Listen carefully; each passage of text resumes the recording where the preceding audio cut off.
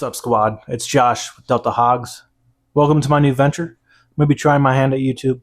If you know me already, you're either from Facebook, Instagram, Morph Market, or just someone local who knows that I breed snakes. So the best way I want to do this video is to get the who I am out of the way so we can hop into Hogz going forward. So the first half of this video is going to be mostly just who I am, what got me to Hognose. So really, I joined military straight out of high school as a private. Deployment here, worked up the rank of staff sergeant. Still in. I put in a packet this year to go warrant officer. I was picked up and accepted. So I will be going to warrant officer candidacy school November through December. So I will be MIA for that period. No phone, no internet. But yeah, so that's my military career. While military is a big part of me, it's a big part of my logo. I'm going to try to keep the channel fairly military free just because, that's not everybody's cup of tea. But it will be here and there in my logos, my outro, intro. There'll be some military kind of stuff. But we're going to keep it at a minimum. How I got started into Hognose, 2018, I bought my first Hognose, an albino. 2019, I deployed. And thanks to the help of two breeders, they really helped me out, went above and beyond the extra mileage while I was deployed. One holding my female snake for me, raising her up, feeding her. He even brumated her for 2 months for me so that when I got back I could go straight to breed. She was a 2017 baby. I got her in 2018, so she was 3 years old when I did breed her. So got home early 2020. COVID's starting to happen. I did produce my first eggs that year. 2 clutches of 10, if I remember correctly. First clutch was horrific. Made a lot of mistakes, mold issues. I dropped an egg, splattered it, open on the floor midway through development. A lot of hard lessons learned there. Definitely haven't done some of those again. I only got 4 eggs out of that first clutch to hatch. But the big point of that is I've scaled my business very slowly. I bring in 2-4 snakes a year, raise them up. I generally bring in only babies, maybe a yearling here. This year I grabbed a couple adult females to try my hand because I realized I wasn't producing enough normals for everybody who was wanting them from me. So I did bring up some adult normal females to, maybe help with that. If not, they're going to be great ambassadors when I go to expos. But yeah, so I built up very slowly. I know a lot of breeders don't. They kind of hop full force in. And that's great. I just didn't have the financial backing to do that. And still at the time, my finances are put in a lot of other places. I'm getting married next month. There's the honeymoon.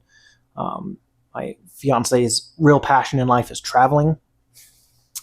So traveling's not cheap by any means, but we have to make sacrifices to make sure the ones we love's passions are fulfilled.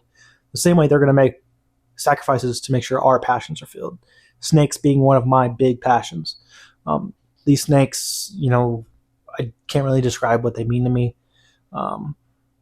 Yeah, wordless. Hunting is also one of my big passions, and my fiance knows that these times are going to be mostly hunting. After work on weekdays and stuff, it's going to be mostly snakes. So she puts up with a lot of random snakes coming in, a lot of boxes going out, stuff like that. Send up quarantine racks in the guest room. So she's very accommodating, understanding. So I want to make sure I do the same for her passions. So that's kind of my business development plan. I suck at social media. So if you follow me on Instagram, I've had an Instagram for 2 or 3 years. I've probably been posting religiously on it maybe the last 2-3 months. And that's something I'm really trying to work on. YouTube being one of those things I'm trying to work on. Getting created. I've had this channel actually made for probably about 1.5 years, 2 years. Just not sure I wanted to do it. And I talked to a couple people and they just said, just do it. Just do it. See what happens. So here we are. My plan is to put out a video every week. Editing does take me a long time. I'm not like Hogging Out. Hogging Out's killing videos, killing content, and has some pretty killer editing. So it's going to take me a while if I ever get to that level. He's been doing it a long time. So I might have just a more basic editing style going forward. other inspirations for this is really Clover Reptiles and Hogging Out, and of course Shovel No Hogz, Jermaine over there. Those are the three channels that are really getting me to really want to give this a try.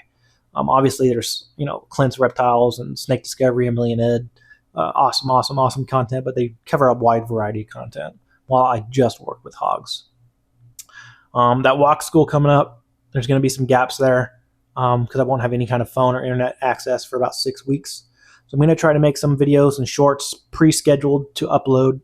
Hopefully that happens so there's some content while I am gone.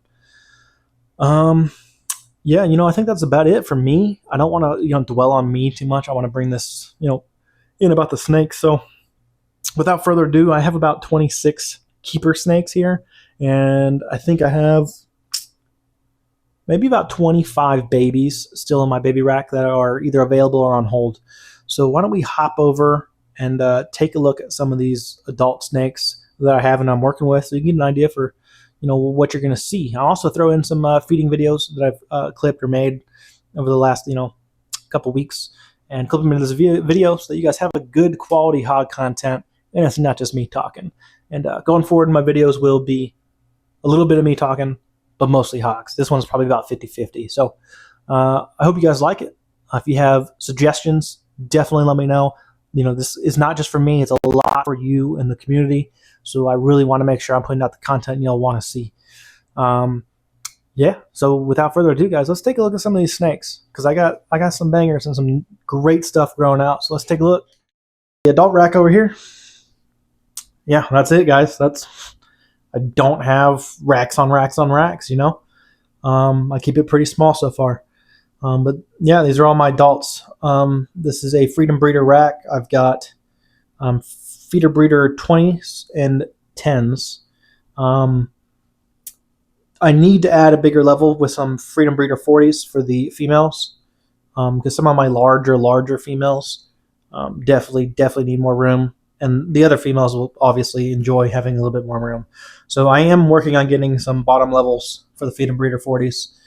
They can convert over and then put these on top. So it's in the works. I know it needs to be fixed, and it's going to be fixed. So without further ado, we got a couple of these guys that are just trying to get out here to take a look.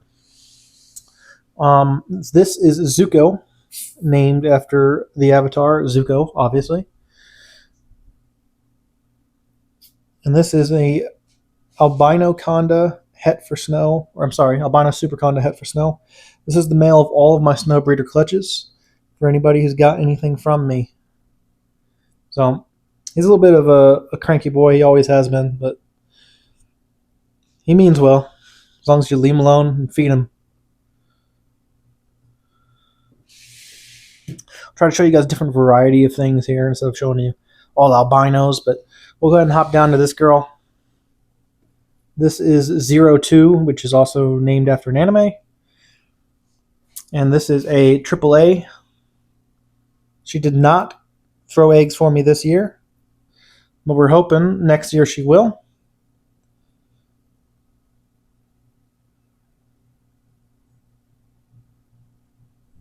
So she is stunning. She has faded out quite a bit, but Arctic will do that to him. What's some other super interesting? This is Chunker. If you guys went and saw me at NARBC, you saw this girl, and she is a hog, man. She's a big girl. See if I can get her a little bit of natural light here. She is 548 grams. She was a wild caught. She's about 8 years old. I didn't catch her in the wild.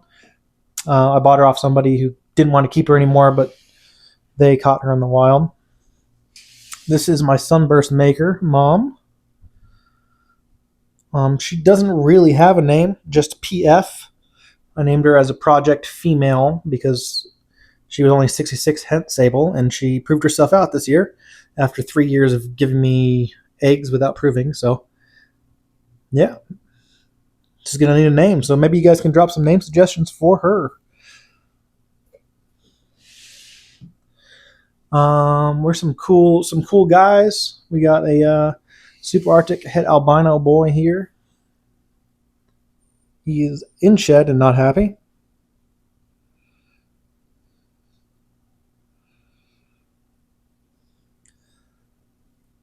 So he'll be going to that AAA girl.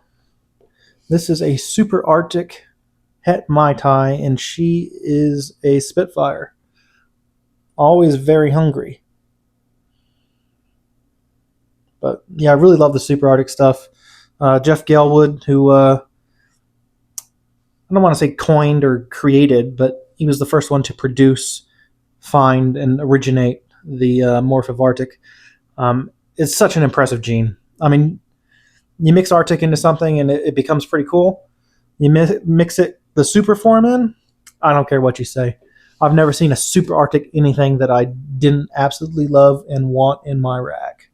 So, you know, that's kudos to him on that. And I mean, that guy deserves kudos on everything, but this is Jigglypuff. She is a Yeti girl who will be ready next year. So,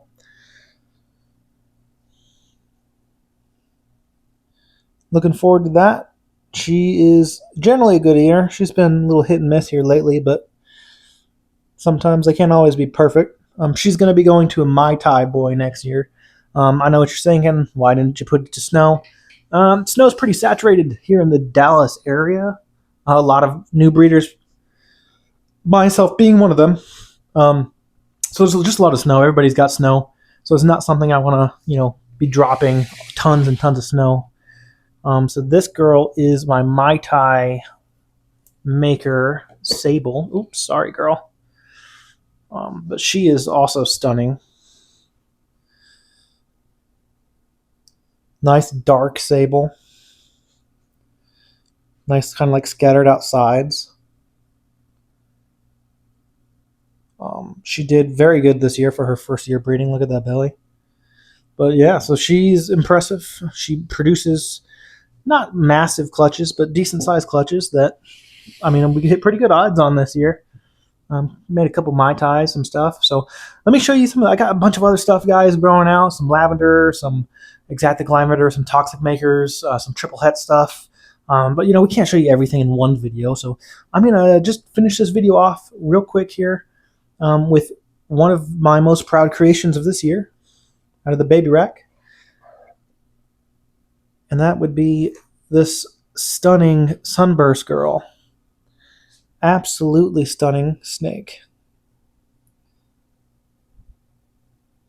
I was never really a fan of Sunbursts until she popped her head out, and I was just stoked. So with that, guys, we're going to call it a day. We got to save some stuff for the next videos. So appreciate everybody. Like, subscribe, give me a follow. Help me out with this channel, guys. I really appreciate it. And with that, I'll give you your dues, and catch you next time, squad. Dismissed.